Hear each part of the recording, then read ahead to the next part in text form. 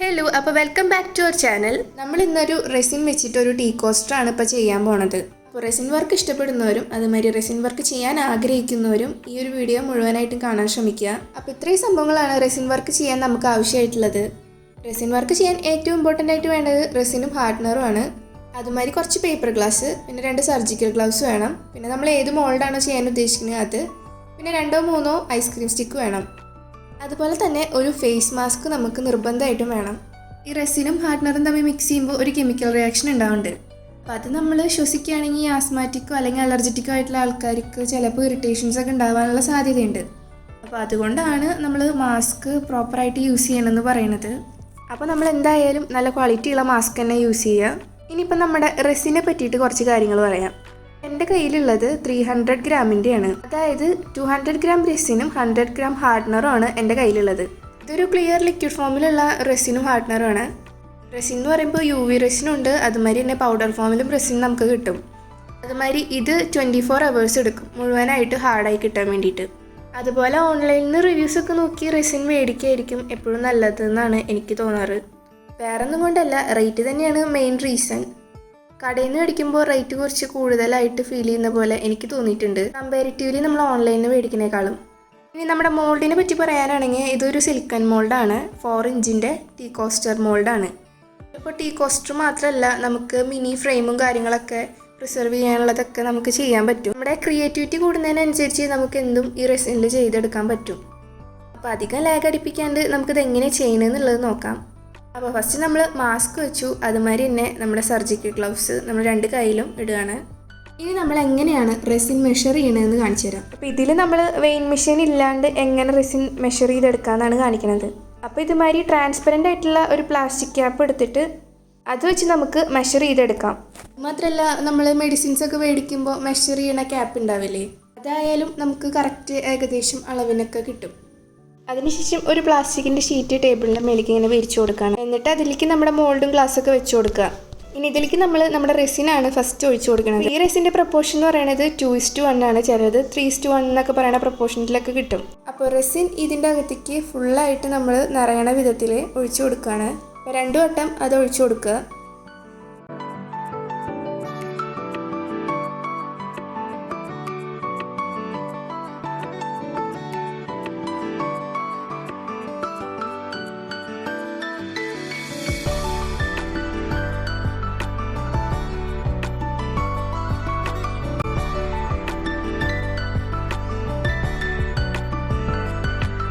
നമ്മൾ ആവശ്യത്തിനുള്ള റെസിനൊക്കെ എടുത്തു കഴിഞ്ഞ് കഴിഞ്ഞാൽ അതിനുശേഷം അത് എത്രയും പെട്ടെന്ന് മൂടി വയ്ക്കുകയായിരിക്കും നല്ലത്. നമ്മൾ വെയിൻ മെഷീൻ വെച്ചിട്ടല്ലല്ലോ റെസിൻ എടുത്തത്, അതുകൊണ്ട് തന്നെ ഈ ക്യാപ്പിൻ്റെ അകത്തുള്ള എല്ലാ റെസിനും നമ്മൾ നന്നായിട്ട് റിമൂവ് ചെയ്തെടുത്തതിന് ശേഷമാണ് നമ്മൾ ഇതിലേക്ക് ഹാർഡ്നർ ഒഴിക്കാൻ പാടുള്ളൂ. അല്ലെങ്കിൽ നമ്മുടെ പ്രപ്പോർഷൻ തെറ്റാനുള്ള ചാൻസസ് ഉണ്ട്.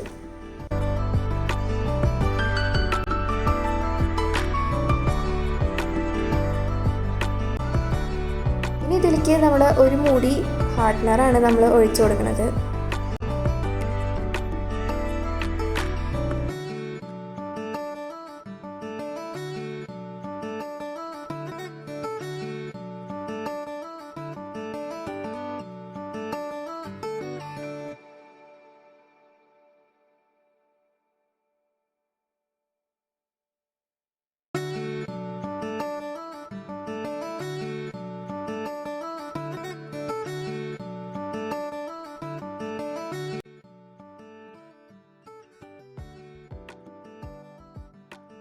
അങ്ങനെ ആ ക്യാപ്പിൻ്റെ അകത്തുള്ള എല്ലാ ഹാർഡ്നറും ഐസ്ക്രീം സ്റ്റിക്ക് വെച്ചിട്ട് ആ കപ്പിലേക്ക് ആക്കിയിട്ട് എടുത്തിട്ടുണ്ട്. ഇനിയിപ്പോൾ ഇതിനെ സ്ലോലി നമ്മൾ നന്നായിട്ട് മിക്സ് ചെയ്തെടുക്കുകയാണ്. ഇത് മിക്സ് ചെയ്യുമ്പോൾ നമുക്ക് കാണാം ഇങ്ങനെ കുഞ്ഞു കുഞ്ഞു ബബിൾസ് ഫോം ആവുന്നത്. നമ്മൾ ഒഴിച്ചിട്ടുള്ള റെസിനും ഹാർഡ്നറും തമ്മിൽ കമ്പൈൻ ചെയ്തിട്ട് ഒരു റിയാക്ഷനാണ് ഉണ്ടാവുന്നത്.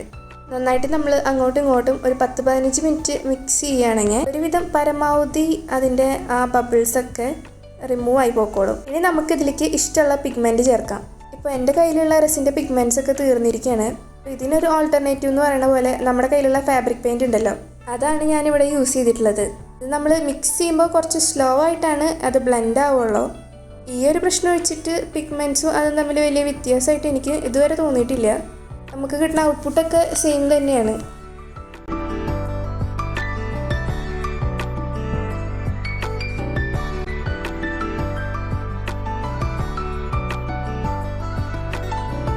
നമ്മൾ എടുത്തു വെച്ചിട്ടുള്ള നമ്മുടെ മോൾഡിലേക്ക് ഈ മിക്സ് പതിയെ ഇങ്ങനെ ഒഴിച്ചു കൊടുക്കുകയാണ്.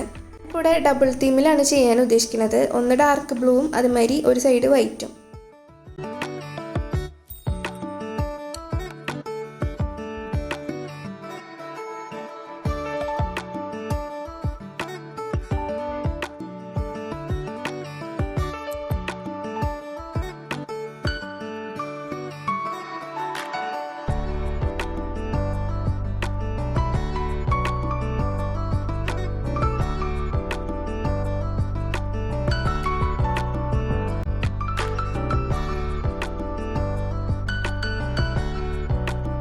നമ്മൾ മെഷർ ചെയ്യാനെടുത്ത ക്യാപ്പ് കുറച്ച് ചെറുതായതുകൊണ്ട് തന്നെ നമ്മൾ നേരത്തെ ചെയ്ത ആ പ്രോസസ്സില്ലേ റെസിൻ ഹാർഡനർ എടുക്കണത്, അത് നമ്മൾ ഒരു വട്ടം കൂടെ ചെയ്തെടുക്കുകയാണ്. അതിൽ വ്യത്യാസം എന്ന് പറയുന്നത് നമ്മൾ പിഗ്മെൻ്റ് എടുക്കുന്നത് വൈറ്റ് അക്രിലിക് കളറാണെന്ന് മാത്രം.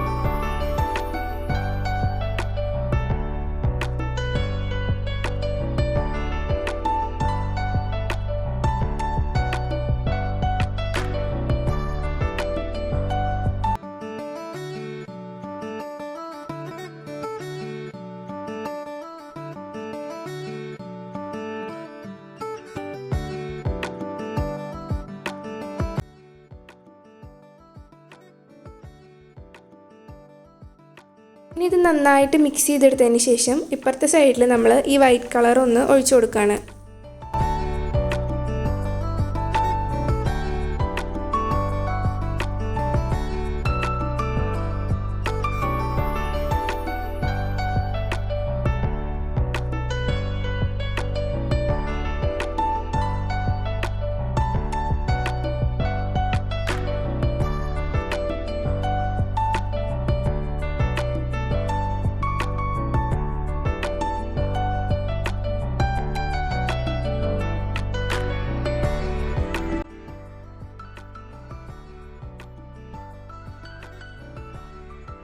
എന്നിട്ട് ഐസ്ക്രീം സ്റ്റിക്ക് വെച്ചിട്ട് ഇതേമാതിരി ഇങ്ങനെ നമ്മൾ ഷെയ്ഡിങ് ഒക്കെ കൊടുക്കുകയാണ്.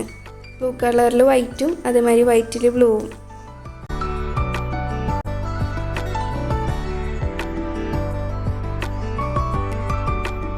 ഇനി ഇതിനൊന്നും കൂടെ ഒന്ന് ഗ്ലേസിങ് ആക്കാൻ വേണ്ടി നമ്മുടെ കയ്യിൽ എന്തെങ്കിലും സീക്വൻസോ അല്ലെങ്കിൽ ഗ്ലിറ്റേഴ്സൊക്കെ ഉണ്ടെങ്കിൽ അത് ഇതിലേക്ക് ആഡ് ചെയ്യാം. നമ്മൾ ഗ്ലിറ്റേഴ്സ് എടുക്കുമ്പോൾ എപ്പോഴും റെസിന് യൂസ് ചെയ്യുന്ന ഗ്ലിറ്റേഴ്സ് തന്നെ എടുക്കാൻ വേണ്ടി പരമാവധി ശ്രമിക്കുക. കാരണം വേറെ നമ്മൾ ലോക്കലായിട്ടുള്ള ഗ്ലിറ്റേഴ്സ് എടുക്കുമ്പോൾ ചിലപ്പോൾ നമ്മൾ റെസിനും കൂടെ മിക്സ് ചെയ്യണ സാഹചര്യങ്ങളിൽ അതിൻ്റെ കളർ ഇളകാനുള്ള ചാൻസ് ഉണ്ട്. ഇവിടെ ഇപ്പോൾ ഞാൻ സിൽവറും ബ്ലൂവും ആയിട്ടുള്ള ഗ്ലിറ്റേഴ്സാണ് എടുത്തിട്ടുള്ളത്.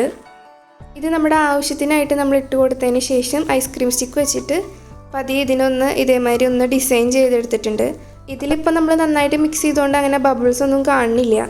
ഇനിയിപ്പോൾ നിങ്ങൾ ചെയ്യുമ്പോൾ വല്ല ബബിൾസോ എന്തെങ്കിലും കാണുകയാണെങ്കിൽ ആ സൈഡ് ഒരു ലൈറ്റർ വെച്ചിട്ട് ചെറുതായിട്ടൊന്ന് ഹീറ്റ് ചെയ്യിപ്പിച്ച് കൊടുത്തു കഴിഞ്ഞാൽ ആ ബബിൾസൊക്കെ ഒന്ന് പൊട്ടിപ്പോക്കോളും. ഇനിയിപ്പോൾ നമുക്ക് ഈ സംഭവത്തിന് ഒരു 24 hours കഴിഞ്ഞിട്ട് നോക്കാം ഇതിൻ്റെ ഔട്ട്പുട്ട്.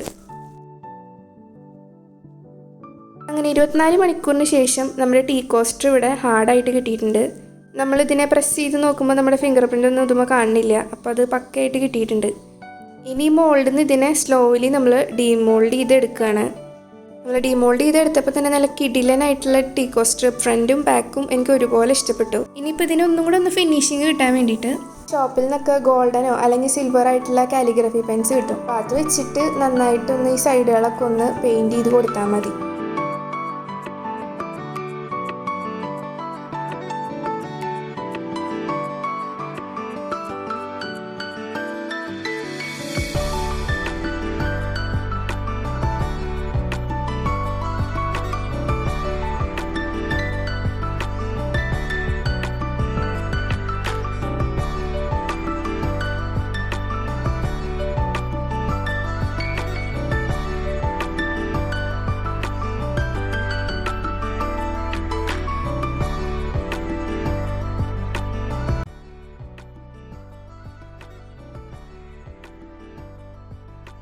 അങ്ങനെ നമ്മുടെ ഡാർക്ക് ബ്ലൂ ആൻഡ് വൈറ്റ് തീമിലുള്ള ആസ്തെറ്റിക് ആയിട്ടുള്ള ടീ കോസ്റ്റർ ഇവിടെ റെഡി ആയിട്ടുണ്ട്. സംഭവത്തിൻ്റെ അകത്തും പുറത്തും നമുക്ക് ഒരേപോലെ നമുക്ക് യൂസ് ചെയ്യാൻ പറ്റും. അപ്പോൾ നിങ്ങൾക്ക് റെസിനെ പറ്റിയിട്ട് കുറച്ച് കാര്യങ്ങളെങ്കിലും പിടി കിട്ടിയെന്ന് വിചാരിക്കും. ഇപ്പോൾ നിങ്ങൾക്കും അഫോർഡബിൾ ആയിട്ട് റെസിൻ വർക്ക് ചെയ്ത് തരണമെങ്കിൽ ഈ ഒരു നമ്പർ ഞാൻ ഇവിടെ കൊടുത്തേക്കാം.